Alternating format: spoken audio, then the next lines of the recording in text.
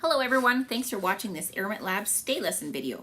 This video shows Rocky Road, a 9-week-old chocolate lab puppy, learning to stay. It's his second lesson, so let me just quickly review what we did the first time.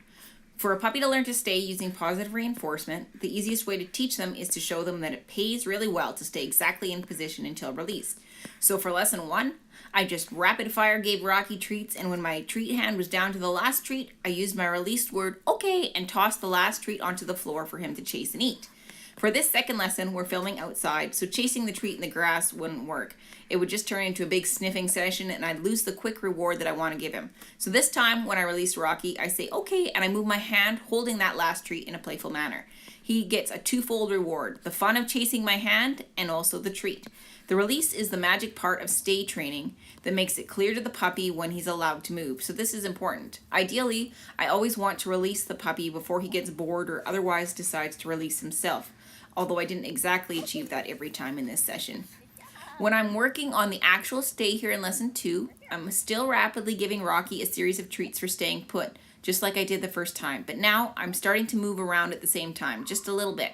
I don't accidentally want to teach Rocky that the stay behavior means in proximity to me or with me in a frozen stance. But he's a baby, and I know that if I move too far away right now, he's going to move for sure as he'll want to follow me.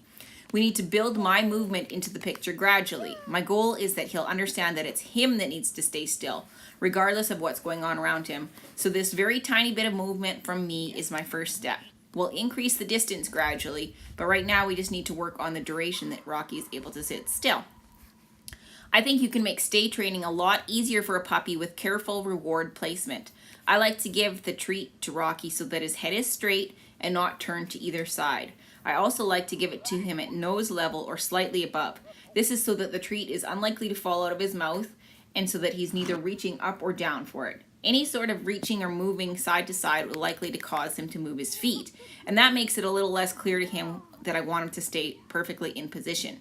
So ensuring that I'm rewarding him in the best possible way promotes success and minimizes mistakes.